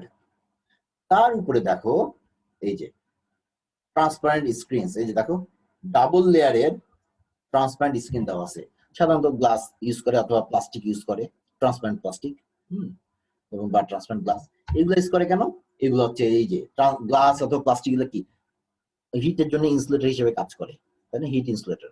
কাজেই এখান থেকে এই হিটটা যে তোমার আসলো, ওই যে আমরা বললাম কি এটা রেডিয়েট করে যায়, তাই না, রেডিয়েট করে দিতে পারে, তো রেডিয়েশনটা যাতে কম হয়, রেডিয়েশন বা মানে যাতে বের না হয়ে যায়, কম বের হয়, হ্যাঁ, সেই জন্য এটাকে, হিটটাকে আটকা রাখার জন্য এখানে এই যে ট্রান্সপারেন্ট স্ক্রিন ইউজ করে, কাজে হিটটা যাতে বেশি ট্র্যাপড হয়ে যায় ভিতরে। আর নিচে কি, নিচ দিয়েও যাতে আবার হিট চলে যেতে না পারে, সেজন্য থার্মাল ইনসুলেশন ইউজ করে। এটা জাস্ট যে কোনো ভাবে, থার্মাল কাঠ, কাঠ ইউজ করতে পারো তুমি, উড একটা ভালো থার্মাল ইনসুলেটর, হ্যাঁ, তারপরে অন্য কোনো, হ্যাঁ, অন্য কোনো ম্যাটেরিয়াল ইউজ করো যেটা থার্মাল, বেসিক্যালি থার্মাল ইনসুলেটর কাজ করবে, অবশ্যই মেটাল না, তাই না, metal good insulator, sorry good thermal conductor আসলে, তাই না, কাজে মেটাল না, আদার বিভিন্ন ধরনের স্ট্রাকচার হতে পারে। তুমি ওই যে কি বলে ওটাকে, ফোম টাইপের, ফোম মানে কি, ওই যে তোমার ওই বিভিন্ন ককশিট বা কিছু ওই টাইপের কোন ম্যাটেরিয়াল, যেটা দিয়ে বেসিক্যালি হিট যাবে না বেশি, কাজে নিচে আমরা একটা থার্মাল ইনসুলেশন ইউজ করবো। তাহলে দেখো সিম্পল, খুব সিম্পল স্ট্রাকচার এগুলা, যে রেডিয়েশন করতেছে, গরম করতেছে অ্যাবজর্বারটাকে, সেই হিটটা টিউবে চলে যাচ্ছে, এবং টিউবের মধ্যে পানিটা ওই হিটে গরম হচ্ছে, এই পানিটাকে তুমি এখানে ফ্লো সার্কুলেট করা করে বের করে নিয়ে ট্যাঙ্কিতে, এই যে এখানে যে আমরা ট্যাঙ্কি দেখালাম, এটার মধ্যে রেখে দিচ্ছ, রেখে আবার ইউজ করতেছো। এবং এই ট্যাঙ্কটাও সাধারণত ওই ইয়ে রাখবা, মানে ইনসুলেটিং ম্যাটেরিয়াল দিয়ে রাখবা, যেটা একদম সাধারণত প্লাস্টিকের করে। প্লাস্টিক কেন, যে তোমার যাতে গরম, মানে এটা হিটটা ভিতরে যে গরম পানি জমে আছে সেটা যাতে তাড়াতাড়ি বের না হয়ে যায়, ঠান্ডা না হয়ে যায় যাতে। কারণ কি, আমরা চাই যে কয়েক ঘন্টা পর্যন্ত যাতে গরম থাকে পানিটা। কেন? কারণ তুমি বিকাল পর্যন্ত এটাকে গরম করতে পারবা, রাত্রে তো আর গরম করতে পারবা না, কারণ তোমার সোলার রেডিয়েশন নাই তখন। সো রাত পর্যন্ত যাতে তুমি, হ্যাঁ, তার মানে 4-5 ঘন্টা যদি তুমি রাখতে পারো, তাহলে সন্ধ্যার পরেও 4-5 ঘন্টা রাত পর্যন্ত তুমি এটাকে ইউজ করতে পারবা। আবার পরের দিন সকালে আবার গরম হবে, তখন আবার সারাদিন ইউজ করলা, আবার রাত পর্যন্ত ইউজ করলা। এইভাবে আমরা এটাকে ইউজ করতে চাই। কাজে ওই সেজন্য যাতে তোমার ট্যাঙ্কিটাও হিট কন্টেইন করে রাখতে পারে, সেভাবে ইনসুলেটর দিয়ে এটাকে তৈরি করা হয়। এগুলো একই জিনিস দেখো, যে এগুলো ব্র্যাকেটে, যে এটাকে একটু ভালো করে দেখানোর চেষ্টা করছিলাম। এই যে ব্ল্যাক অ্যাবজর্বার প্লেট, এই যে এগুলো হচ্ছে ফ্লুইড কন্ডুইট, মানে হচ্ছে যে পাইপ গুলা, মেটাল পাইপ, আর উপরে হচ্ছে এই যে কভার, হ্যাঁ, ইনার আর আউটার কভার, ট্রান্সপারেন্ট কভার। এবং এখানে দেখো আরেকটু সুন্দর করে, এই যে ভিতরে এই যে এরকম, এই নিচের দিকে হচ্ছে ইনসুলেশন, যে থার্মাল ইনসুলেটরটা যেটা বললাম, নিচে এটা কিন্তু ওপেক, এটা কিন্তু ট্রান্সপারেন্ট হতে হবে না, কারণ আলো নিচ থেকে আসতেছে না, কারণ এটা তো গ্রাউন্ডের উপর বসাবা বা ছাদের উপর বসাবা, কাজেই আলো নিচ থেকে আসবে না। কাজে নিচে তুমি এটাকে কাঠ দিয়ে দিলে কোনো অসুবিধা নেই, বা অন্য কোনো প্লাস্টিক বা অন্য কিছু দাও, মানে বন্ধ থাকুক, অসুবিধা নেই। হ্যাঁ, উপর থেকে খালি ট্রান্সপারেন্ট রাখতে হবে। তাহলে দেখো এই যে, তাহলে এই যে মেটাল, দেখো এই যে পাইপ, মেটাল পাইপ, এভাবে ভিতরে এটার উপরে, ইনসুলেটরের উপরে মেটাল পাইপ দেওয়া আছে। এই যে একটা পাইপ দেখো ইনলেট, এই যে দুইটা পাইপ আছে, একটা হচ্ছে ইনলেট, মানে পানি এর মধ্যে দিয়ে ঢুকবে, ঢুকে এই পাইপ গুলোর মধ্যে দিয়ে ফ্লো করবে, এবং এটা ইন্টারকানেক্টেড পাইপ সব, তার মানে, এবং ফাইনালি আউটলেট হচ্ছে এটা, তার মানে এখান দিয়ে পানি আবার বের হয়ে যাবে, এখান থেকে নিয়ে আমি ইউজ করবো ধরো। আর কি, আর হচ্ছে এই যে দেখো ফ্লো টিউবস, এগুলোকে টিউব বলতেছি আমরা, হ্যাঁ। আর দেখো এই যে উপরে হচ্ছে গ্লেজিং, গ্লেজিং বলি আমরা এটাকে, গ্লেজিং মানে যে গ্লেজ করে, যেখানে মানে যেটা মধ্যে দিয়ে আলো চলে যাবে আর কি, হ্যাঁ, আলো ভিতরে চলে যাবে, এটা কি বলে, মানে এটা ট্রান্সপারেন্ট, ট্রান্সপারেন্ট যাতে হয়, সোজা কথা, ট্রান্সপারেন্ট কোনো কাভার ইউজ করবো, হ্যাঁ, যে কোনো ট্রান্সপারেন্ট কাভার। কাজে এইটা, তার মানে ভিতরে, আমি এই ভিতরে স্ট্রাকচার দেখার জন্য এটা বলছি, যে এরকম পাইপ দিয়ে ইন্টারনালি কানেক্টেড থাকবে, পাইপের মধ্যে যাতে পানি পুরাটার মধ্যে দিয়ে সার্কুলেট করতে পারে।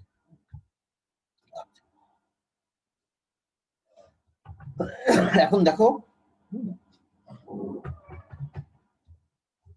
এখন আমরা যদি একটু ইকুয়েশনের দিকে তাকাই, যে দেখো absorb solar radiation by collector, যে আমরা কোন রেডিয়েশনটা, এই যে দেখো using the isotropic diffuse concept on an hourly basis, the absorbed radiation S হচ্ছে এখানে আমার absorbed radiation, যে রেডিয়েশনটা আমি অ্যাবজর্ব করতেছি অন দ্য প্লেট, হ্যাঁ। তাহলে এখন রেডিয়েশন আমি অ্যাবজর্ব করব, সেখানে কি কি কম্পোনেন্ট আছে, আমরা যেটা সোলার রেডিয়েশনে পড়েছি, আমার ওখানে ডিরেক্ট রেডিয়েশন আছে, ডিফিউজ রেডিয়েশন আছে, আবার আরেকটা কি আছে, আমরা ওই যে লাস্টের দিকে দেখেছিলাম সেকেন্ড চ্যাপ্টারে, হ্যাঁ, বা ফার্স্ট চ্যাপ্টার ফার্স্ট স্লাইডের লাস্টের দিকে, যে গ্রাউন্ড থেকেও রিফ্লেকশন হয়।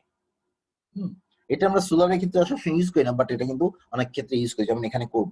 যদি এমন থাকে সাধারণত গ্রাউন্ডের কাছে আমরা কোনো কিছু রাখি, তখন গ্রাউন্ড থেকেও কিছু রিফ্লেকশন আসে, ওইটাও আমরা কনসিডার করি। এখানে দেখো এই যে এখানে যে এস আছে, আমরা যে রেডিয়েশনটা অ্যাবজর্ব করছি, সেইটা এখানে ধরো তিনটা পার্ট দেওয়া আছে, এই যে বি, এখানে দেখো সাবস্ক্রিপ্ট বি, ডি, আর হচ্ছে জি। বি হচ্ছে বিম রেডিয়েশন, যেটা সরাসরি আমার এই সারফেসের উপর পড়তেছে, বিম রেডিয়েশন। আরেকটা কি, ডি হচ্ছে ডিফিউজ রেডিয়েশন, যেটা আশেপাশ থেকে বিভিন্ন স্ক্যাটার অবস্থা থেকে বিভিন্ন জায়গা থেকে আসতেছে, রিফ্লেক্টেড হয়ে স্ক্যাটার হয়ে আশেপাশ থেকে, কাজে ডিফিউজ রেডিয়েশনের পার্টও আছে একটা। আরেকটা কি আছে, আরেকটা আছে গ্রাউন্ড রিফ্লেক্টেড, গ্রাউন্ড থেকে রিফ্লেকশন হয়ে আসতেছে। তাহলে কি কোনটার মধ্যে কি কি দেখো কম্পোনেন্ট, এই যে আইবি হচ্ছে যেমন হচ্ছে তোমার সরাসরি হচ্ছে বিম রেডিয়েশনটা, যেটা সরাসরি রেডিয়েশন আসে, ইনসোলেশন বা রেডিয়েশন, বিম রেডিয়েশন ওই পার্টটা।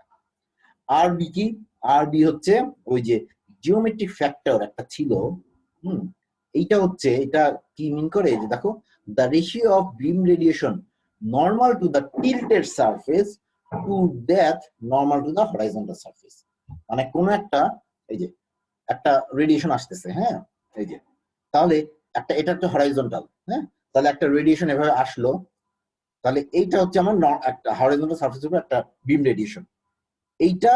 আর যদি আমার সারফেসটা এরকম হয়, টিল্টেড হয়, এবং তার উপর যদি আমি এরকম ধরি, নর্মাল ধরি রেডিয়েশনটা, এই যে এখন নর্মাল হয়েছে তাই না, এরকম, তাহলে এই দুইটা, এইটা আর এটার রেশিওটাকে আমরা বলতেছি আরবি।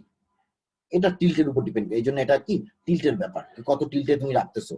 সোলার থার্মাল কালেক্টর গুলো কিন্তু টিল্টের সারফেস, মানে আমরা টিল্টের অবস্থা রাখি, এবং কারণ কি ওই যে সূর্যের দিকে সরাসরি রাখতে চাই। এবং আমাদের দেশে সোলার প্যানেল গুলো যেমন আমরা সাউথ ফেসিং করে রাখি, থার্মাল কালেক্টর গুলো বেসিক্যালি সাউথ ফেসিং করে রাখা হয়। কারণ কি ওই সূর্য যাতে ওই যেহেতু দক্ষিণ দিক দিয়ে যায়, সাউথ দিক দিয়ে যায়, সেই জন্য আমরা সাউথের দিকে রাখি। কাজে ওইগুলো দেখবো যে ওই ইয়ের মতোই টিভি প্যানেলের মতোই ওই একটু টিল্ট করা থাকে, সেই জন্য আরবি এটা আসছে। যে তুমি যে বিম রেডিয়েশন নিচ্ছ সেটা তোমার আসলে তোমার সারফেস উপর কতটা, কত কোন মানে কতটা কিভাবে পড়তেছে compare to the horizontal surface, এই জন্য আরবি পার্ট আসতেছে। আর বাকি দুইটা যে টাও এবং আলফা, টাও হচ্ছে ট্রান্সমিটেন্স, তোমার ওই মানে যে সারফেসের উপর পড়লো এরপরে সারফেসের মধ্যে দিয়ে কিছু এনার্জি ট্রান্সমিটেড হয়ে যেতে পারে, কাজে কতটা ট্রান্সমিটেড হচ্ছে। আর আলফা হচ্ছে সরি আলফা হচ্ছে অ্যাবজর্পশন, হ্যাঁ, আর ট্রান্সমিটেন্স হচ্ছে বেসিক্যালি তোমার যে এই কালেক্টরের ওই যে উপরে যে ট্রান্সপারেন্ট কি বলে এটাকে ট্রান্সপারেন্ট একটা কাভার আছে, ওইটার ট্রান্সমিটিভিটি আসলে, সরি আমি এটা ম্যাটেরিয়ালের নিজের ট্রান্সমিটিভিটি বলি নাই, হ্যাঁ, এটা আলফাটা হচ্ছে তার নিজের অ্যাবজর্পশন, ইজ অ্যাবজর্পশন। আর তাও হচ্ছে ওই যে সারফেসের উপর পড়তেছে উপরে, মানে কাভারের উপরে, সেই কাভারের ট্রান্সমিটিভিটি কত। এই ট্রান্সমিটেন্সটা এটা আমরা কনসিডার করছি, যত কাজে ট্রান্সমিটেন্স যত বেশি হবে এসও তত অ্যাবজর্ব এনার্জি তত বাড়বে। আবার আলফা হচ্ছে অ্যাবজর্পশন, অ্যাবজর্পশন হচ্ছে ওই ম্যাটেরিয়ালের ওই সারফেসের যে অ্যাবজর্পশন যত বেশি তত অফকোর্স আমার অ্যাবজর্পশন বাড়বে এনার্জি। কাজে এটা হচ্ছে বিম রেডিয়েশনের জন্য। একই জিনিস দেখো ডিফিউজের ক্ষেত্রেও আছে, ডিফিউজের ক্ষেত্রে ওই যে আইডি হচ্ছে ডিফিউজ রেডিয়েশন যেটা আসতেছে, এখানেও ট্রান্সমিটেন্স কত অ্যাবজর্পশন কত এটাও আসতেছে, এটাও আমার লাগবে একই জিনিস, ম্যাটেরিয়ালের অ্যাবজর্পশন সরি কি বলে এটাকে মানে আমার যে কালেক্টরের যে সারফেস অ্যাবজর্পশন, আর হচ্ছে সারফেসের উপর যে ট্রান্সমিট কাভার, সেই কাভারের ট্রান্সমিটেন্স এটা। আর এখানে আরেকটা জিনিস আছে, ইয়ে তো এটা ডিফিউজ তো এটা হচ্ছে বিটা হচ্ছে ওই টিল্ট অ্যাঙ্গেলের ব্যাপার, হ্যাঁ, টিল্ট অ্যাঙ্গেল কতটা আসতেছে, কাজে এটা বিটাটা আমরা টিল্ট অ্যাঙ্গেল উপর ডিপেন্ড করবে। আর এইটা হচ্ছে দেখো এটা হচ্ছে গ্রাউন্ড রিফ্লেক্টেড পার্ট, এই থার্ড পার্টটা গ্রাউন্ড রিফ্লেক্টেড, তার মানে রো জি যেটা আছে, রো হচ্ছে রিফ্লেক্টেন্স, এই গ্রাউন্ড থেকে কতটা রিফ্লেকশন হচ্ছে। ওই যে আমরা বলেছিলাম যে তোমার যদি গ্রাস থাকে, আবার যদি বেয়ার ল্যান্ড থাকে বা কংক্রিট থাকে, হ্যাঁ, সে কিসের উপর তুমি রাখতেছো সেটার উপর ডিপেন্ড করে তার রিফ্লেক্টেন্স চেঞ্জ হবে। চকচক মানে মোর শাইনি অবজেক্ট হলে, গ্রাউন্ড হলে সেখানে রিফ্লেকশন বেশি হবে। মাড বা কিছু হলে, হ্যাঁ, মাড যেটা খুব একটা রিফ্লেকশন করে না, হ্যাঁ, মাটি মানে তাও মাটি ইয়া কি সয়েল, হ্যাঁ, ওখানে রিফ্লেকশন কম হবে। কাজে এগুলা ডিপেন্ড করে কিছু উপর রাখতেছো। তারপরে হচ্ছে কি এই যে তারপরে আই হচ্ছে হলো যে রিফ্লেক্টেড তোমার যে রেডিয়েশনটা আসতেছে সেইটা।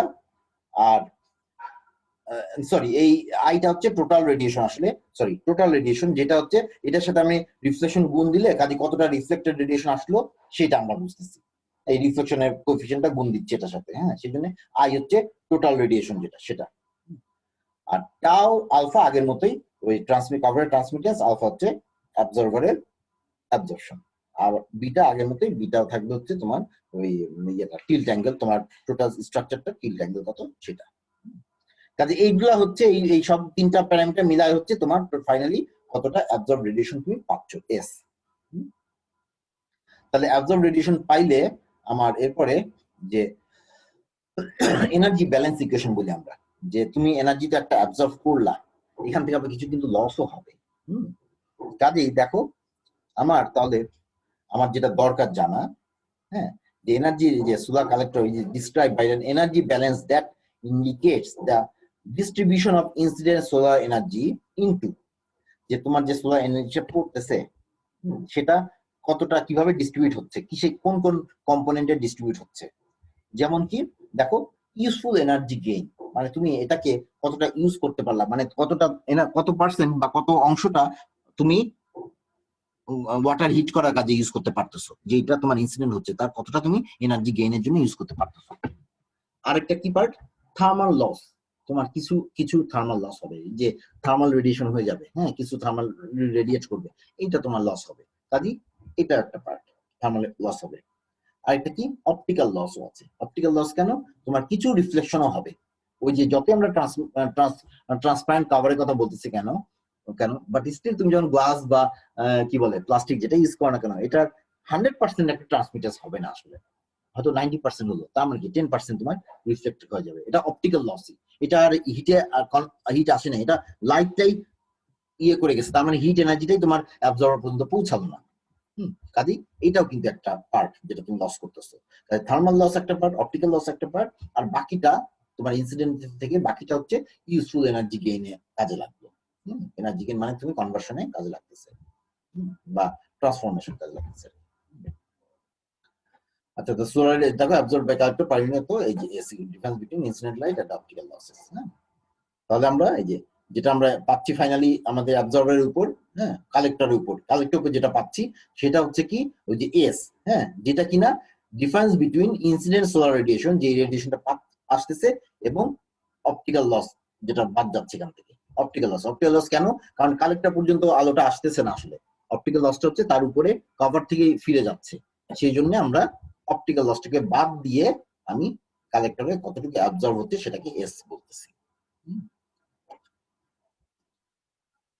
এখন দেখো এই যে আমাদের যে এনার্জি থার্মাল লস যেটা আছে, হ্যাঁ থার্মাল এনার্জি লস, সেটা আবার এই যে কয়েকভাবে লস হতে পারে। তোমরা জানো যে 3 ভাবে থার্মাল এনার্জি ডিস্ট্রিবিউটেড হয় বা ফ্লো করে।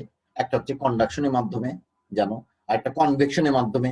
কনভেকশন হচ্ছে ওই যে তোমার যদি বাতাসের মাধ্যমে এটা মানে ম্যাটেরিয়ালকে নিয়েই যদি চলে যায় হিটটা, মানে ম্যাটেরিয়ালের থ্রুতে, তার মানে ম্যাটেরিয়াল থ্রুতে বলতে তোমার ওই আইদার সেটা লিকুইড হতে পারে অথবা গ্যাস হতে পারে, তাই না? যেখানে ম্যাটেরিয়াল মানে মিডিয়াম, সরি ম্যাটেরিয়াল না বলে মিডিয়াম বলা ভালো, যে মিডিয়ামের মলিকিউলগুলো নিজেই হিটকে মানে কি বলবো ক্যারি করে নিয়ে যাচ্ছে, সেটা ওই যে এয়ার বা গ্যাসিয়াস মিডিয়াম হতে পারে অথবা লিকুইড মিডিয়াম হতে পারে, এই দুই ক্ষেত্রে।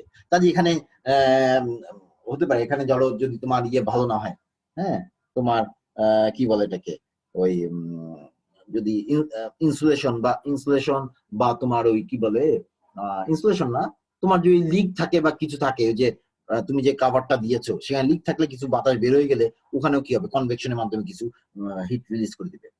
কাজে ওটা ওখানে সিলিংটা যাতে খুব ভালো হয়, যাতে বাতাস টাতাস বের না হয়ে যায়, এটা তোমাকে একটু দেখতে হবে।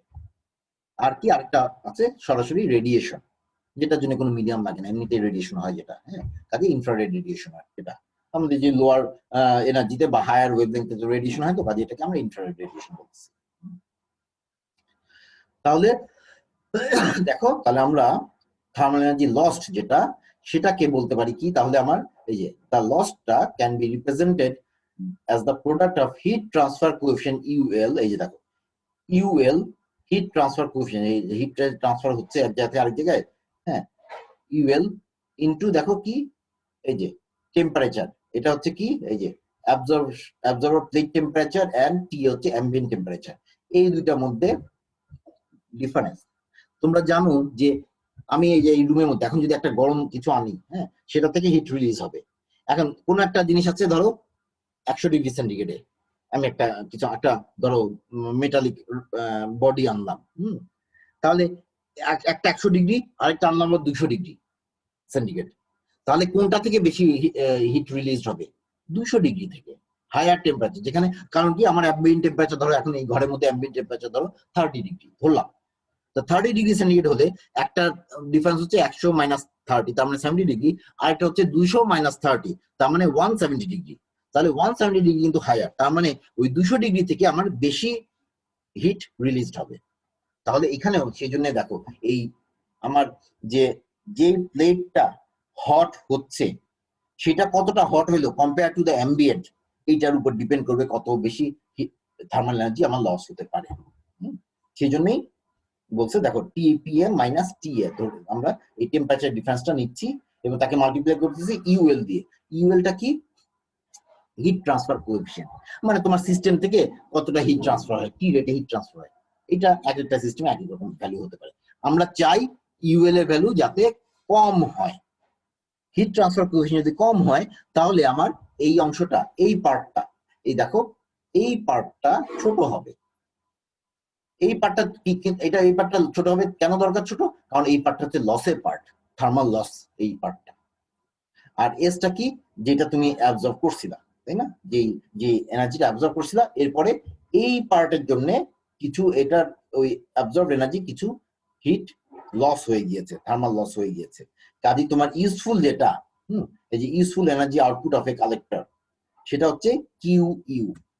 তাহলে অ্যাবজর্ব করলা, এটা থার্মাল লস হয়ে গেল, তাহলে ইউজফুল এনার্জি থাকলো আমার কিউ ইউ মাইনাস করে, এবং সেটাকে এসি দিয়ে গুণ দিছি, ওটা হচ্ছে এরিয়া দিয়ে, কারণ এরিয়ার উপর ডিপেন্ড করে তো, ছোট এরিয়া হলে অল্প, বড় এরিয়া হলে বড়, সেজন্য এসি হচ্ছে কালেক্টর এরিয়া। ঠিক আছে, তাহলে এটা আমার কালেক্টর থেকে আমি ইউজফুল এনার্জি কতটা পাচ্ছি সেটা। এই জিনিসই দেখো, তাহলে এফিসিয়েন্সি, কালেক্টর এফিসিয়েন্সির জন্য বলছে, তাহলে কালেক্টর থেকে কতটা এনার্জি তুমি পাচ্ছ, হ্যাঁ, এটাকে দেখো কিউ ইউ বলতেছি আমরা, এবং এটাকে ইন্ডিকেট করছে মানে একটা টাইমের জন্য, মানে একটা টাইম ধরে আমি কতটা এনার্জি পাচ্ছি, ধরো 1 ঘন্টার জন্য, কাজে টাইমের রেসপেক্টে তুমি ইন্ডিকেট করলা এনার্জিটাকে। এবং একই জিনিস তুমি আবার ওই যেটা জিটা হচ্ছে incident solar energy over the same time period, তাহলে এটা হচ্ছে যে তোমার ইনসিডেন্ট এনার্জি কতটা সোলার এনার্জি পড়তেছে। তাহলে সোলার এনার্জি পড়তেছে কতটা একটা নির্দিষ্ট টাইমে পিরিয়ডে, সেটা হচ্ছে আমার নিচে মানে ইনপুট এনার্জি, আর উপরে হচ্ছে কালেক্টর থেকে ইউজফুল এনার্জি আমি কতটা পাচ্ছি ওই একই টাইম পিরিয়ডে, সেটা হচ্ছে এই উপরেরটা। তাহলে এই রেশিও হচ্ছে আমার ইয়েটা কালেক্টর এফিসিয়েন্সি, এবং সাথে যে পার ইউনিট এরিয়াতে আমরা বের করি তো এফিসিয়েন্সি, সেজন্য এসি দিয়ে ভাগ দিছি, এসি দিয়ে ভাগ দেওয়া হয়েছে, কারণ হচ্ছে এসি হচ্ছে আউটপুট দেয় এত, তাহলে তোমার 1 ইউনিটে করতে হলে এটা দিয়ে এরিয়া দিয়ে ভাগ দিচ্ছি, পার ইউনিট এরিয়াতে আমার এফিসিয়েন্সি কত এটা থেকে দেখতেছি। ঠিক আছে, তাহলে এটা হচ্ছে কালেক্টরের এফিসিয়েন্সি গেল। এখন দেখো এই রিলেটেড কয়েকটা প্রবলেম আছে, টুকটাক প্রবলেম ছোটখাটো, দেখো এগুলো খুব সিম্পল জিনিস, এগুলো আমি চট করে একটু দেখাই দিই। দেখো, a family with 5 members plans to install a solar water heater which is mainly used for bath. Okay, তারা গোসলের জন্য ওয়াটার হিটার সিস্টেম বসাতে চাচ্ছে, সোলার ওয়াটার হিটার সিস্টেম, যেখানে 5 জন মেম্বার আছে, family member. The hot water temperature required for bath is 50 degree centigrade. আমার তার মানে কালেক্টরের থেকে যে পানি গরম হবে সেই পানির টেম্পারেচার আমার দরকার হচ্ছে, টার্গেট হচ্ছে 50 degree centigrade. While the annual average temperature of cold water is 23 degree centigrade. Normal অবস্থায় পানির টেম্পারেচার থাকে 23 ডিগ্রি সেন্টিগ্রেড, তার মানে 23 ডিগ্রি সেন্টিগ্রেডে পানিকে তুমি গরম করবা 50 ডিগ্রি সেন্টিগ্রেডে নিয়ে। তাহলে assume that each person needs 60 litre of hot water for taking a bath. একদিনে তাহলে একজনের 60 লিটার লাগে, তাহলে 5 জন মানুষ আছে, 5 জনের 300 লিটার লাগবে, তাই না? এটা খেয়াল রাখবেন। How much heat should be provided by the solar water heater to satisfy the family's demand for bath? তাহলে আমার কালেক্টর থেকে কত পরিমাণ আমার হিট এনার্জি লাগবে, থার্মাল এনার্জি কতটা লাগবে এই 5 জনের ডেইলি নিড মেটানোর জন্য। তাহলে দেখো আমাদের এখানে দেখো এই যেখানে করা আছে, দেখো খেয়াল করো আমার কতটুকু এনার্জি লাগবে থার্মাল এনার্জি, এটা হচ্ছে m into CP into temperature difference delta T. m হচ্ছে এই যে হট ওয়াটার কোয়ান্টিটি কতটা পরিমাণ, ওয়াটারের মাস কতটা, সিপি হচ্ছে স্পেসিফিক হিট ক্যাপাসিটি, এই যে হিট ক্যাপাসিটি, যে কতটা এনার্জি 1 ডিগ্রি টেম্পারেচার বাড়ানোর জন্য কতটা টেম্পারেচার, মানে সরি 1 ডিগ্রি টেম্পারেচার বাড়ানোর জন্য কতটা হিট এনার্জি আমার লাগে সেটা, তাই না? এটা হচ্ছে সিপি মানে হিট ক্যাপাসিটি। আর ডেল্টা টি হচ্ছে তোমার এই চেঞ্জ, টেম্পারেচার চেঞ্জটা কত হইতে হবে, 23 থেকে 50 ডিগ্রি আমরা জানি। তাহলে খেয়াল করো এই যে দেখো ডেল্টা টির ভ্যালু বসেছি আমরা 50 ডিগ্রি মাইনাস 23 ডিগ্রি, এটা হচ্ছে ডেল্টা টি। ওয়াটার কতটুকু লাগবে 60 লিটার, 60 লিটার ছিল একজনের, তাহলে 5 জনের দেখো 60 litre per person per day into 5%, তাহলে ওয়ান ডেতে আমার 300 লিটার লাগতেছে, হ্যাঁ 300 লিটার লাগতেছে। আর এরপরে কি আছে দেখো এই যে হিট ক্যাপাসিটি, হিট ক্যাপাসিটি কত বলা আছে দেখো এই যে, আচ্ছা হিট ক্যাপাসিটি হচ্ছে সরি এটা তো অন্যটা চলে গেছে, হিট ক্যাপাসিটি 1 কিলো ক্যালোরি পার কেজি পার ডিগ্রি সেন্টিগ্রেড এখানে বলা আছে, হ্যাঁ এটা বলা আছে ধরো যে 1 কিলো ক্যালোরি পার কেজি পার ডিগ্রি সেন্টিগ্রেড। হ্যাঁ, তাহলে এখানে দেখো 1 কিলো ক্যালোরি পার কেজি পার ডিগ্রি সেন্টিগ্রেড।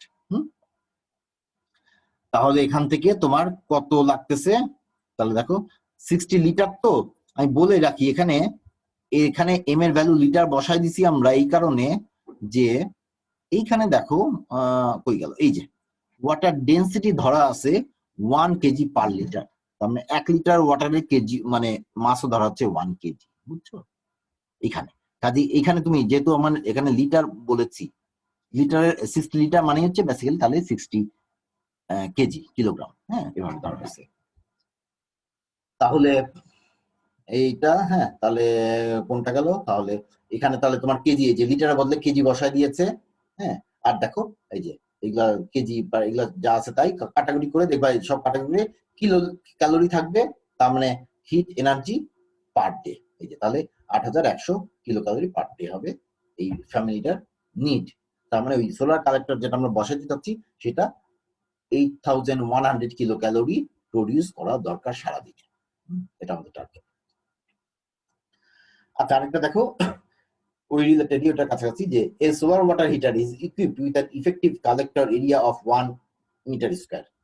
তাহলে 1 মিটার স্কয়ার একটা কালেক্টর বলা আছে, and the daily cumulative installation onto the collector is 4 kilowatt hour per square meter per day। তাহলে প্রতিদিন 1 স্কয়ার মিটারে 4 kilowatt hour energy, solar thermal energy আমরা পাচ্ছি in February, যা বলা আছে একটা মাস। If the average efficiency of the solar water heater is 0.5, 50% efficiency, how many kilocalories of heat can be collected by the solar water heater during a day? একদিনে ওখান থেকে কত কিলো ক্যালোরি এনার্জি পাওয়া যাবে, তার এফিসিয়েন্সি দেওয়া আছে, আমাদের রেডিয়েশন দেওয়া আছে প্রতিদিন, আর এরিয়া দেওয়া আছে। হ্যাঁ, তাহলে দেখো, আর আমরা ক্যালোরি আর জুলের মধ্যে কনভার্সনটা জানি। হ্যাঁ, আবার ওয়াট মানে হচ্ছে 1 জুল পার সেকেন্ড, এটাও জানি। হ্যাঁ, তাহলে দেখো এখানে তাহলে মানে কালেক্টর থেকে আমরা কতটা হিট পাবো সেটা হচ্ছে এইচ ইন্টু এ ইন্টু ইটা। এইচ কি, এই যে ডেইলি ইনসুলেশন, ডেইলি কতটা রেডিয়েশন পাচ্ছি। হ্যাঁ, আর এ হচ্ছে ওই যে ইফেক্টিভ কালেক্টর এরিয়া, আর ইটা হচ্ছে এফিসিয়েন্সি। তাহলে কিউসি হচ্ছে, এইচ হচ্ছে ডেইলি রেডিয়েশন বলা আছে 4 কিলোওয়াট আওয়ার, তাহলে kilowatt hour per square metre per day. এ হচ্ছে 1 স্কয়ার মিটার বলা আছে, যেখানে দেখো 1 স্কয়ার মিটার বলা আছে, আর এফিসিয়েন্সি হচ্ছে 0.5। তাহলে এটাকে তুমি চেঞ্জ করো, kilowatt hour per metre square per day, তো তাহলে এটাকে চেঞ্জ করে এই যেটা ই করে এই যে ওয়াট আওয়ারকে তুমি এই যে জুল পার সেকেন্ডে নিয়ে নিলা।